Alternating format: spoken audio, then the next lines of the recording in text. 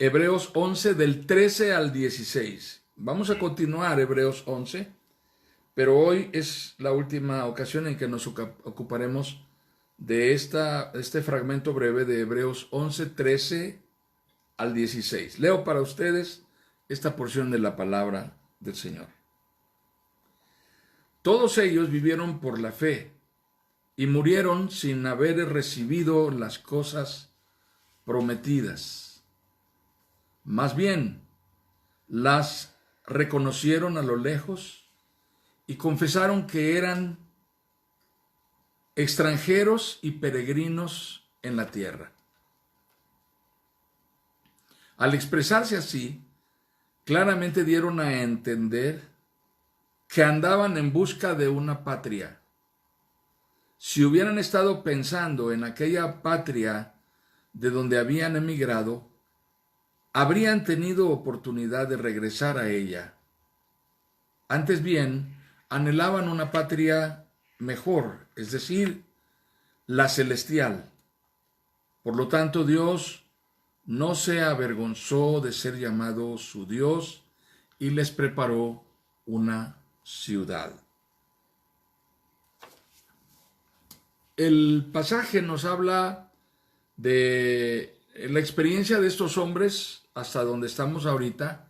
Recordemos que el último de los hombres que hemos ido encontrando a lo largo de nuestra lectura de Hebreos 11 es Abraham.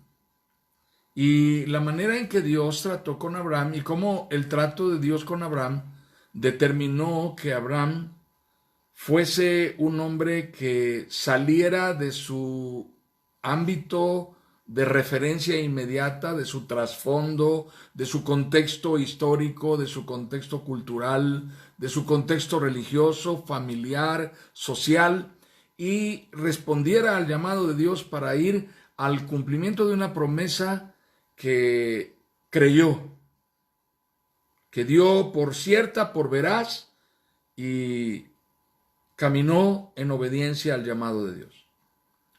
Ahora bien, esto me lleva a un primer punto de análisis, que es el enfoque que tendremos el día de hoy. En el proceso de peregrinar, en el proceso de ser peregrinos, de ser nómadas, con un destino no establecido, un destino que no poseemos, que no depende de nuestra voluntad, que no está a nuestro arbitrio, que no está bajo nuestra decisión, sino que está en la decisión de alguien más, y sin mayor fuente de certidumbre que la promesa hecha por Dios, lo único que podemos usar como sostén, como soporte, como sustento, lo único que podemos usar como respaldo y certidumbre es la fe. La fe en que Dios es fiel, la fe en que Dios cumplirá lo prometido, la fe en que Dios es real, la fe en que Dios es un Dios personal, la fe en que Dios es un Dios que está verdaderamente obrando en nuestra circunstancia, en nuestra realidad, que es un Dios cercano. Y todo esto constituye un sistema complejo para nosotros, porque estamos habituados a otro tipo de evidencias. Estamos habituados a otro tipo de realidades tangibles. Y lo intangible nos conflictúa. Lo intangible nos parece difícil de aceptar.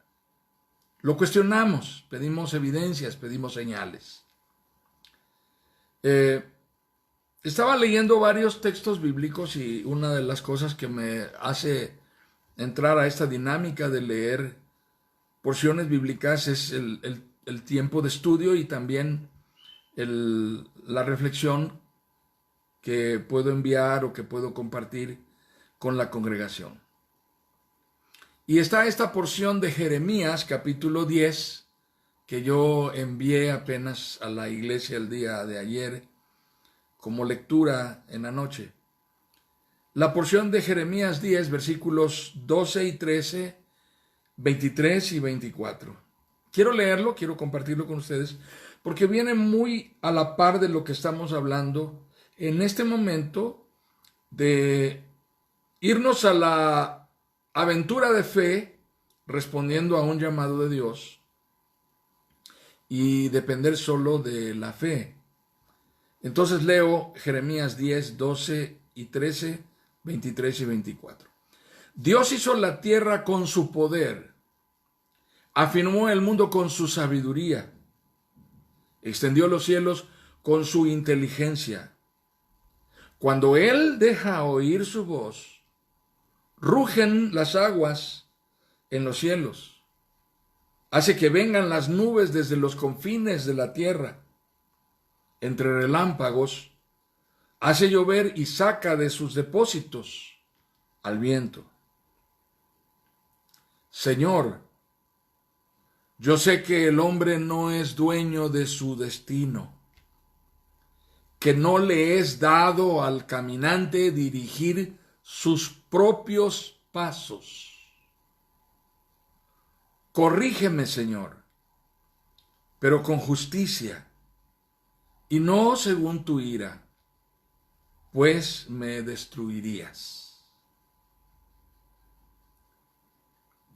A mí me impresionó a la luz de Hebreos 11 y a la luz de lo que estamos compartiendo hoy y meditando, esta oración de Jeremías clamando porque Dios tenga misericordia de él en el tiempo de la corrección.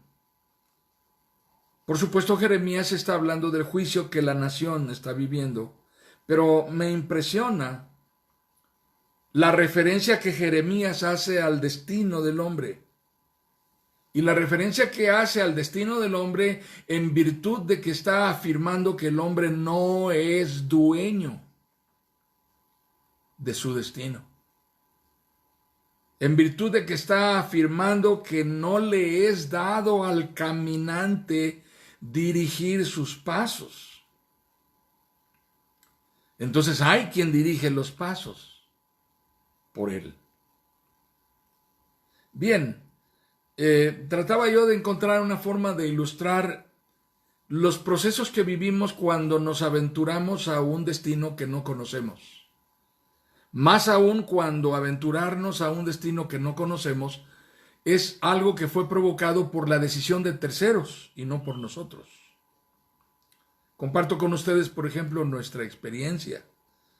A lo largo de nuestro ministerio, en el principio de nuestro matrimonio, una de las cosas complejas para entender, y particularmente para entender en el diálogo de pareja y de podernos poner de acuerdo y estar unánimes en el sentir, y nunca fue realmente un problema, pero sí representaba un desafío, aceptar que las decisiones no eran tomadas por nosotros, las decisiones eran tomadas por terceros.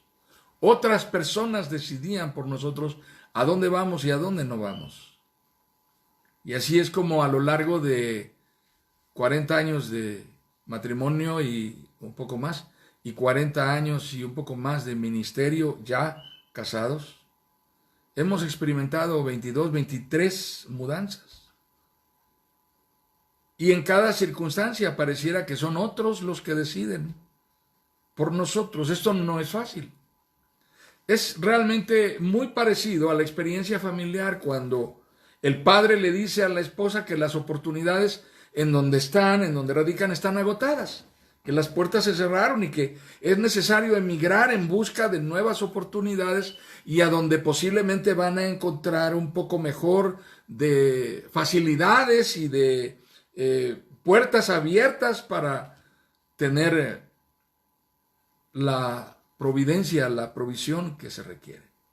Así que emigrarán para buscar una mejor oportunidad, una mejor posibilidad de supervivencia, un bienestar anhelado para ellos como pareja, como esposos y para los hijos. Esto en ninguna manera es fácil, pero muchas familias lo han vivido.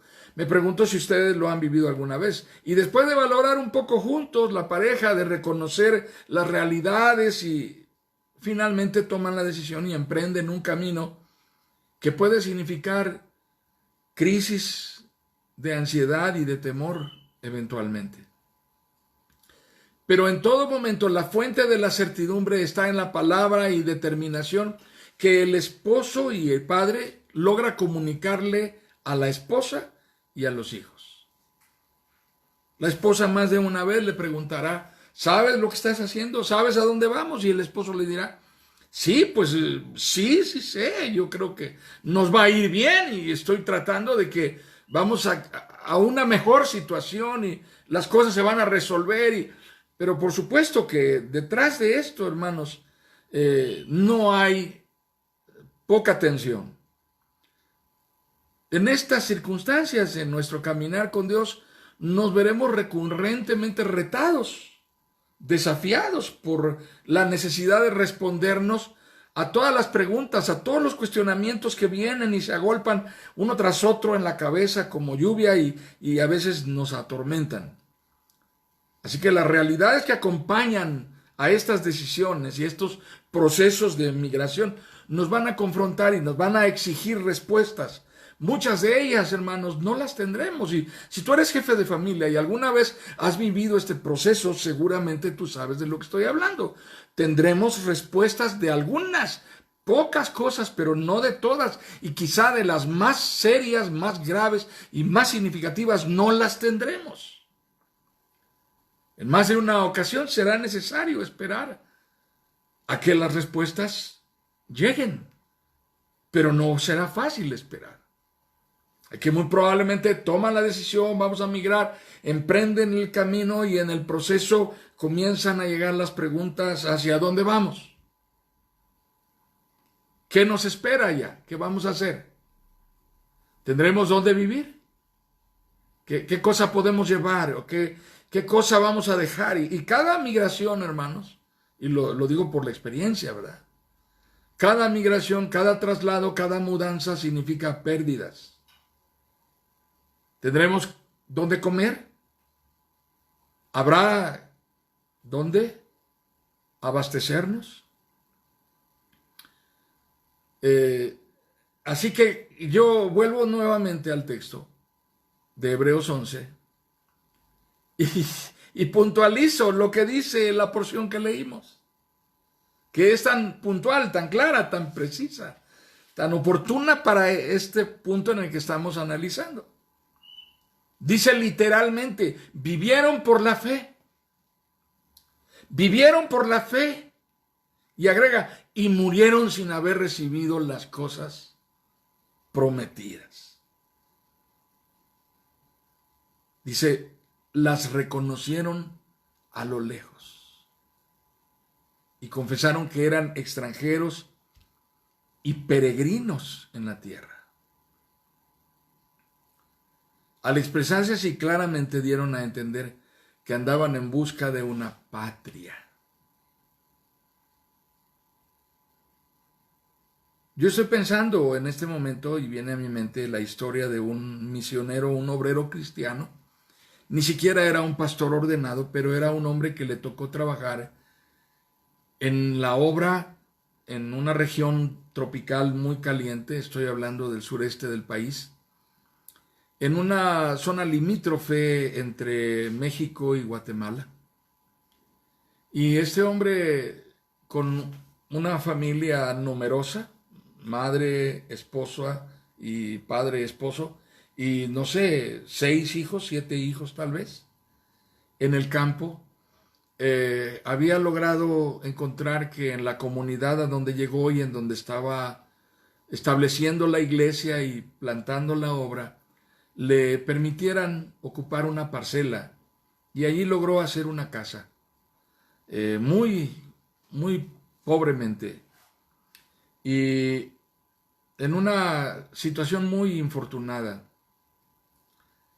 Sufre un accidente en la milpa cuando ya está en el proceso de recoger y de quebrar y de cortar la caña que queda de la milpa, y en el proceso de trabajar en la milpa, una astilla de la caña de la milpa se ensarta en su pie. Y unas horas después, 48 o 72 horas después, él está agonizando con tétanos.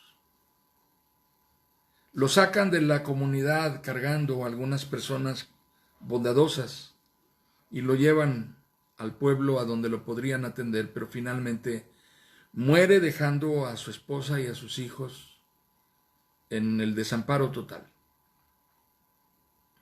Esta es una historia trágica, por supuesto. Es una historia muy trágica. Yo conozco a la familia de este hombre, conozco a sus hijos, conozco a la mujer que fue su esposa y que tuvo que salir de allí y que tuvo que buscar refugio y que tuvo que buscar ayuda y que tuvo que enviar a sus hijos pequeños a pedir que alguien les obsequiara algo de comer. Una situación triste, lamentable, dolorosísima. Era un hombre de Dios, era un hombre que estaba sirviendo a Dios, estaba predicando el Evangelio. No vio llegar el momento en el cual esa obra se consumó, se cumplió y el esfuerzo de su siembra, y no me refiero a la parcela, sino de la siembra del Evangelio, tuvo fruto. Pero vayamos a un momento más inmediato. En este momento se contabiliza ya más de 25 pastores de la Iglesia Nacional Presbiteriana que han muerto a causa de esta crisis pandémica. Estamos hablando que en alrededor de 4 o 5 meses, la Iglesia Nacional Presbiteriana de México, a la cual pertenecemos nosotros, ha perdido más de 25 pastores, solo pastores. Hablemos además de los hermanos que eran padres de familia y que estaban a la cabeza de un núcleo familiar que dependía de ellos. Por eso la pertinencia de hablar de Hebreos 11. Por eso la pertinencia de ubicarnos en el entorno de lo que significa vivir por fe. Por eso la necesidad de tener una plena conciencia de lo que significa que estos vivieron por fe y murieron sin haber recibido las cosas prometidas. Y de estar conscientes de lo que Jeremías oraba a Dios, diciéndole: yo sé, Señor, que el hombre no es dueño de su destino, que no le es dado al caminante dirigir sus propios pasos. Quizá el muro más difícil de escalar, la muralla más difícil, el obstáculo más impactante, impresionante y descomunal al que tendremos que enfrentarnos, es el de aceptar y reconocer que la fe que nosotros estamos ejercitando no ha sido depositada en un Dios remoto, distante, ajeno a nuestra realidad, sino la fe de la que estamos hablando, la fe de la que habla Hebreos 11, se refiere a un Dios que es cercano, que es soberano y que está metido en nuestra realidad. Un Dios que no renuncia a tener potestad sobre nuestra vida. Entonces ese muro infranqueable que nos representa un reto para la fe es el muro de la soberanía de Dios, con la cual eventualmente estaríamos luchando una y otra vez a lo largo de nuestra vida. ¿Por qué Dios hace esto? ¿Por qué Dios permite esto? ¿Por qué Dios no para esto? ¿Por qué Dios no impide esto? Ahora, si nosotros no solamente vamos a Hebreos 11:13, en donde acabamos de leer, vivieron por la fe y murieron sin haber recibido las cosas prometidas, más bien las reconocieron a lo lejos, confesaron que eran extranjeros y peregrinos en la tierra. Es un cobrar conciencia, hermanos. Es un cobrar conciencia de esta dimensión temporal y frágil, vulnerable de nuestra realidad humana. Estamos aquí de paso. No tenemos nada que exigirle a Dios. No somos acreedores de Dios. La fe no nos convierte en acreedores de Dios. Dios no es deudor nuestro por su promesa. Ahora, volvamos, decía yo, a Hebreos 11:1. Lo que nos dice la palabra es, ahora bien, la fe es la garantía de lo que se espera. La certeza de lo que no se ve. Sin embargo, dice después, gracias a ella fueron aprobados los antiguos. Y habla de todos estos hombres que caminaron por fe en un trato con Dios. Ahora bien, la fe es la garantía de lo que se espera, la certeza de lo que no se ve. Gracias a ella fueron aprobados los antiguos. Pero ¿qué condiciona a esta fe? ¿Qué condiciona y qué determina que no puedo esperar recibir todo lo que se me ocurra, todo lo que venga a mi mente, todo lo que piense y desee y se me antoje, y todo lo que yo planee, diseñe, concrete en mi mente, mentalice, decrete, promulgue? Y es lo que dice Hebreos 11:6. En realidad, sin fe es imposible. Sin fe es imposible agradar a Dios, ya que cualquiera que se acerca a Dios tiene que creer que Él existe y que recompensa a quienes lo buscan. Entonces no se trata solo de creer y dar por hecho que lo que yo crea va a suceder. Se trata de entender la dimensión pactual de la fe, pactual de pacto. La dimensión relacional de la fe. No se trata de una fe ambigua, sino de una fe centrada en el trato con Dios. Y el trato con Dios está determinado por quién es Dios. Es entonces esta la manera en la cual nosotros podemos creer y al creer ser aprobados. Dice literalmente, cualquiera que se acerca a Dios tiene que creer que Él existe. Porque sin fe es imposible agradar a Dios. Entonces, entramos en este terreno en donde la fe tiene que ver con nuestra manera de relacionarnos gratamente con Dios. Relacionarnos gratamente con Dios. Eso significa relacionarnos con Dios de una forma que le agradamos a Él. De una manera que le agradamos a Dios. No podemos relacionarnos con Dios de una manera que le agrademos a Dios si no honramos a Dios con nuestra manera de relacionarnos con Él. Si no honramos a Dios estando sujetos por fe a sus propósitos, a su voluntad, a su naturaleza como Dios soberano, como Dios que rige nuestro destino y nuestro caminar, nuestros pasos. No estamos tratando con un Dios ajeno a nosotros.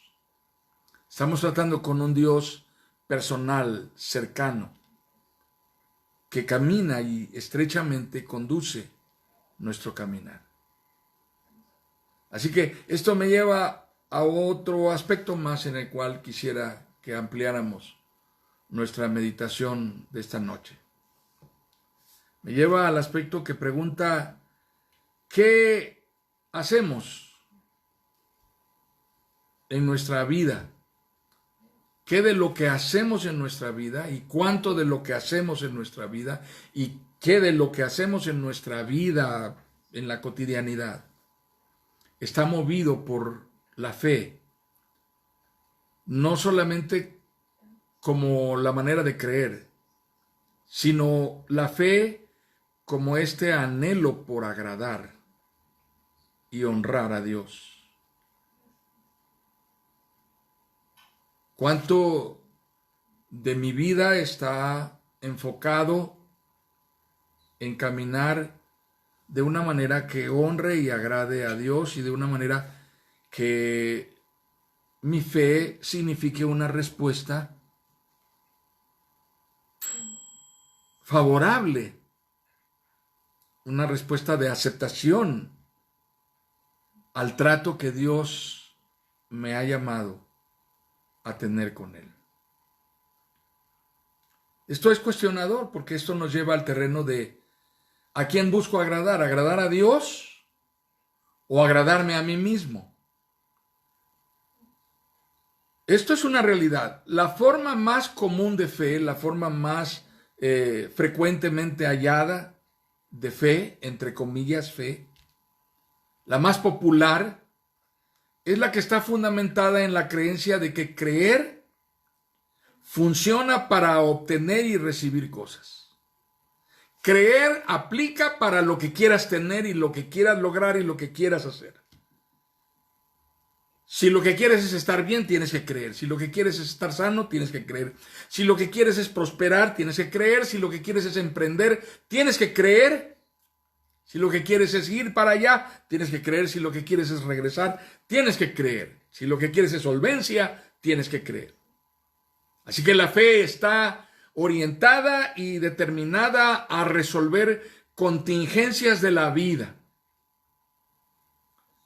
a resolver lo circunstancial, lo temporal y aún a largo plazo, a responder y resolver las metas, los alcances, los logros que tú te determines obtener. Y en esta forma de fe, en esta forma de creencia, no existe la conciencia real de creer solo para agradar a Dios. No hay en realidad en el fondo este énfasis, este enfoque, esta orientación. Creo única y exclusivamente porque creer me hace ser aprobado delante de Dios. Dice Hebreos capítulo 11, versículo 2, por esto fueron aprobados los antiguos. ¿Por qué? Porque creyeron. Yo creo solo por el único objetivo de agradar y honrar a Dios. Creer para reconocer y confesar la convicción y certidumbre interior acerca de quién es Dios y lo que me relaciona con Él y cómo yo vivo una relación con Él en la cual el anhelo de mi vida es agradarle a Él, tener su aprobación.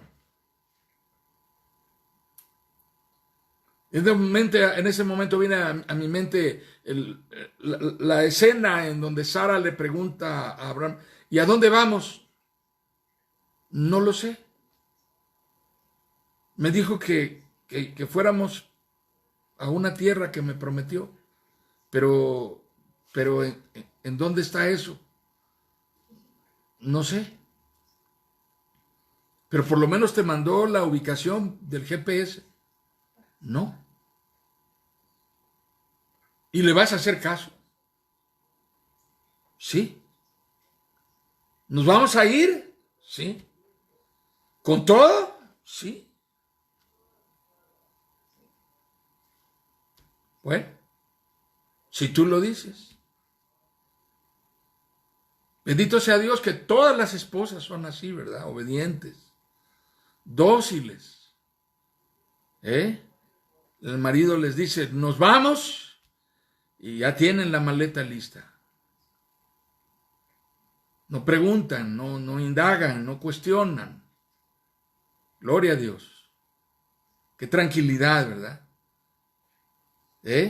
Cuando tú ya tomaste la decisión y dentro de ti está la determinación, la iniciativa, Ya tú viviste el proceso complejo de llegar a la conclusión de que necesitas levar anclas e inflar las velas y vámonos.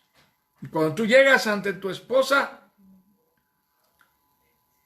te ponen el bote de cabeza, te desinflan las velas, te hacen arrojar el ancla otra vez, porque alguien no cree como tú crees. Así que en esta forma de creer que está destinada a lo inmediato, a lo que nos gratifica y resuelve en la inmediatez, en la circunstancia momentánea, no existe una conciencia real de creer para honrar, para glorificar a Dios.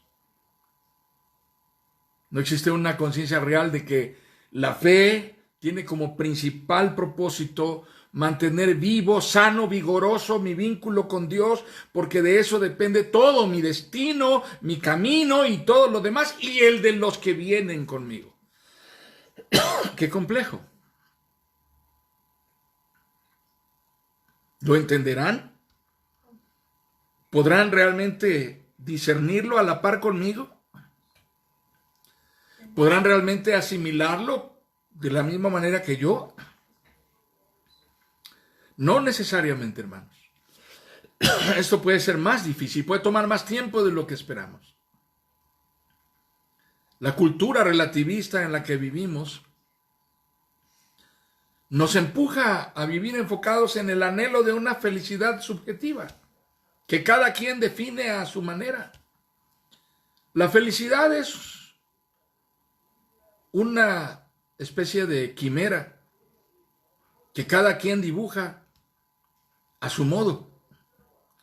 Es como sentar a 5 niños de un jardín de niños y darles una hoja en blanco y decirles a cada uno, aquí están los colores, aquí está el pincel, las pinturas. Por favor, hazme un elefante. Y lo más seguro es que el elefante que cada quien presente no se parezca al de ninguno otro de los demás niños. Cada quien dibuja el elefante como quiere. La niña romántica lo dibujará con motitas rosas, colmillos de color violeta y corazoncitos por todos lados. El otro niñito que es destroyer pequeñito lo dibujará con un cañón en la cabeza, con ruedas de estas de tractocamión y cada quien dibujará un elefante diferente porque cada quien tiene una idea subjetiva del elefante. Quizá de los 5 niños, uno solamente lo dibuje del color que verdaderamente es un elefante. Algo parecido a lo que es un elefante. Pero a medida que uno va madurando, si ustedes sientan a 5 personas adultas y les piden, a ver, dibújame un elefante, van a agarrapatear más o menos el mismo diseño parecido. La madurez nos proporciona cierta idea de precisión, cierta idea de objetividad. Las personas ancianas tienen una manera distinta de definir la felicidad a como la definen los jóvenes. Pero aún entre las personas más entrañables, la definición de felicidad es tan contradictoria entre unos y otros. Uso mucho este ejemplo. El recién casado en la noche de la boda le dice a su esposa, mira, y saca del saco de su traje de novio, saca un sobre y se lo da. Este es mi regalo. Ábrelo. Y ella lo abre y le dice, ¿son boletos? Sí, son boletos. Mañana salimos de viaje. ¿A dónde vamos? Allí dice, vamos a la playa. Vamos a ir a la Riviera Francesa. Y él le dice, yo odio el mar. A mí el mar no me gusta. Además, este es un mal momento del año para ir a la Riviera Francesa. Eso es el mar del norte, hace mucho frío. Yo no quiero ir al mar. Yo lo que hubiese querido es ir a una cabaña en las montañas en donde estemos tú y yo aislados, con una fogata al lado, echados sobre una piel de oso, grizzly, a la luz de las brasas encendidas. Tú sabes qué es lo que amo, pero cada quien tiene una idea, un diseño tan personal de lo que es la felicidad. Y eso va a aplicar para todo, va a aplicar en todos los sentidos. Ella va a querer tacos de pastor, él va a querer una comida gourmet, sushi, no sé qué cosa. Cada quien tiene una idea diferente de la felicidad. Así somos, dispersos, somos extraños. Entonces, cuando nuestra vida está enfocada en agradarnos a nosotros mismos, como el relativismo de nuestro tiempo nos empuja a vivir, difícilmente vamos a tratar de vivir una vida enfocada en agradar a Dios por fe. Otro aspecto es la hegemonía, el imperio de las emociones. ¿Se dan cuenta cómo todo tiene que estar regido por lo que sentimos? Las personas se congregan en las iglesias en donde las hacen sentir excitantemente bien, en donde vibran mientras cantan, mientras disfrutan la música intensa. No puede haber nada tenue, nada pálido, no puede haber nada solemne, nada recogimiento. No, ellos quieren algo vibrante, algo que sea excitante, algo que genere descargas eléctricas, adrenalina y todo lo demás. Pero en el fondo de todo esto lo que hay es el imperio de las emociones, que se convierte en una dictadura, la dictadura de la búsqueda del bienestar, del sentirse bien, del disfrutar interiormente lo que está pasando, lo que estoy haciendo. Así que imagínense ustedes que enfocados de esta manera, ¿cuántos están entretenidos en esta forma de creencia y de celebración, de ritual, en el que Dios está ajeno? Porque no están buscando agradar a Dios, están buscando agradarse a sí mismos. Y otro ámbito es el ámbito de mis apegos. ¿A quién me debo? ¿A quién le pertenezco? ¿De quién soy? ¿Quién es el afecto dominante de mi vida? ¿Por quién estaría yo dispuesto a ir al otro extremo del mundo? ¿Por quién soy capaz de ir y recorrer la tierra con tal de darle satisfacción y gusto? Mis apegos no pueden estar. Yo estoy consciente de que debo amar a Dios, que debo amarlo con todas las fuerzas de mi ser, con toda mi alma, con toda mi mente. Pero finalmente no logro proporcionar una forma de apego por Dios que esté por encima del apego que tengo por quienes están mucho más cerca de nosotros. Me pregunto si hubo un momento en el cual Abraham aprendió a amar a Dios por encima del amor que le tenía a Sara. Piensen en eso. ¿Amas más a tu esposa que a Dios? ¿O no es que la ames más, solamente le tienes más miedo del que le tienes a Dios? Perdón, hermanos, no he visto el Facebook de nadie de ustedes, pero no me refiero a ninguna publicación que hayan hecho recientemente. Pero la realidad bíblica de la fe nos convoca a valorar si nuestra fe está enfocada a desarrollar en nosotros un apego superior por Dios que por nadie más. Si nuestro vínculo con Dios no está siendo privilegiado por encima del vínculo que tengamos con nadie más, no tenemos una fe que pueda ser significativa. Y estamos hablando solamente de este aspecto en el cual el análisis es si estoy buscando agradar a Dios o estoy buscando agradarme a mí mismo. Esto ya es profundamente cuestionador. Pero hay otro aspecto más, que es el que nos lleva a cuestionarnos si estamos buscando agradar a Dios o estamos buscando agradar a los demás. Quizá esta es la búsqueda más desgastante, hermanos. La lucha por cumplir con las expectativas de los demás es uno de los más grandes generadores de ansiedad en las personas. Una persona no logra experimentar certidumbre mientras no encuentra aprobación de parte de los demás, pero vivir para llenar y satisfacer las expectativas de los demás es una de las cosas más desgastantes. Tal vez la persona que tiene más altas expectativas de nosotros y la persona que más exigentemente se ha mostrado hacia nosotros es la persona con la cual compartimos la vida al 100%, la esposa. Y a lo mejor nunca nos hemos sentado y le hemos confrontado serenamente, con tranquilidad, y le hemos dicho la verdad: nunca voy a poder llenar las expectativas que tienes acerca de mí. Es decir, no puedes estar viviendo casada con un ideal de hombre. No sé por qué, si me viste que yo no era rubio, ¿por qué quieres que yo me tiña el pelo como el presidente de allá del norte? Acéptame como soy. Vas a ser más feliz si me aceptas como soy. Es decir, no podemos vivir para llenar las expectativas que los demás tienen de nosotros, porque eso nos hace sentir miserables. Por eso la fe en Dios siempre va a ser un factor de restauración de una realidad que nos devuelva dignidad, porque cuando tratamos con Dios,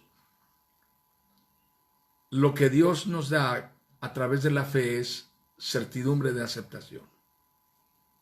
Dios nos da certidumbre de ser aceptados, de ser aprobados, de ser amados. Tienes un trato conmigo. Yo estoy aquí, yo no me voy a ir. Yo te llamé, yo te elegí, yo te hice salir, yo te traje, yo sostengo tu mano. Yo estoy cumpliendo mi propósito en ti. Así que mientras aquí estamos viviendo con el discurso permanente de que no somos la persona que los demás esperan que seamos, Dios nos da certidumbre de que su trato transformador y poderoso es influyente para ser la persona que Él quiere que seamos, no la persona que los demás quieren que seamos. Mientras vivimos en la competencia por agradar a los demás, estamos sometidos a varias formas de esclavitud. La esclavitud, que significa la necesidad de calificar y demostrar que somos aptos, que tenemos habilidad, que podemos lograr las cosas. La esclavitud de una búsqueda por encajar en ciertos círculos y ser aceptados. Es difícil vivir en este entorno. El temor por hacer el ridículo delante de los demás. Me acuerdo que mi madre nos contaba una historia en Tabasco. Hay una competencia que se lleva a cabo cada año para la feria regional, la feria de todo el estado, en donde cada municipio envía a una señorita que va a competir para ser la embajadora, la reina de la feria de ese año. Y se cuenta de hace muchas décadas, yo no recuerdo de cuándo sucedió eso. Mi mamá platicaba de que en la cena magna, de lujo, de gala, que se sirve cada año para las embajadoras, es una mesa gigantesca en donde a la cabeza está el gobernador del estado y está el jurado de las embajadoras y todo esto. En una ocasión sucedió que el postre que sirvieron y todo lo que sucede en la mesa con las embajadoras está siendo sometido a la observación de los jueces que están allí. Y ponen unos tenedores que jamás han utilizado en su vida y 3 copas enfrente de ellas y no saben para qué es, y Una ocasión mi mamá platicaba que el postre que sirvieron fueron duraznos en almíbar, enteros. Y una señorita de las embajadoras se metió el durazno completo en la boca y cuando ya no pudo más, entre lo que estaba masticando de la carne del durazno y la semilla, vio cómo la semilla del durazno saltaba brincando por lo largo de la mesa hasta la mitad de la mesa y caía en el plato de alguno de los jueces. Y claro que esto se convirtió en una anécdota, ¿verdad? Y otra historia que contaban era de otra mesa de gala en donde alguien ocupó, habían servido langostinos y se tenían que comer y había que cortar la concha de los brazos del langostino con una tenaza que pusieron en la mesa y habían puesto ahí enfrente una copa con agua y alguien se la tomó y era el agua para limpiarse los dedos después de partir los langostinos. Bueno, creo que es una circunstancia en la cual todos haríamos el ridículo porque hay cosas que uno jamás en su vida ha usado en casa y por lo tanto no tiene la mayor información. Claro, ahora hay tutoriales para todo, ¿verdad? Cómo comer pescado sin chuparse los dedos, en fin. Sin embargo, no puede uno vivir para agradar a los demás y el temor al ridículo nos mantiene esclavizados. La necesidad de una identidad y una pertenencia a ciertos entornos. La gente va a las congregaciones, va a las iglesias anhelante de ser aceptada en ellas. Y en cierto momento tenemos que poner en la báscula qué pesa más, mi anhelo porque Dios me acepte o mi anhelo porque la iglesia me acepte, porque los hermanos me acepten. Mi anhelo por querer caerle bien a Dios o mi anhelo por caerles bien a los hermanos, al pastor y a las hermanas de la femenilia. Y no estoy hablando mal de nadie, solamente que las iglesias tenemos una inclinación natural a crear ciertos círculos herméticos. Y eso pasa cuando salimos del culto, es muy notorio que solamente nos saludamos entre los mismos de siempre, no nos saludamos todos universalmente, siempre nos saludamos solamente entre los mismos. Así que tenemos que aprender, hay un aprendizaje allí. Amados hermanos, la fe es la ruta para vivir en el agrado de Dios. La palabra nos dice, todos ellos vivieron por la fe y murieron sin haber recibido las cosas prometidas. Más bien las reconocieron a lo lejos. Confesaron que eran extranjeros y peregrinos en la tierra. Estamos de paso. No vamos a permanecer aquí para siempre.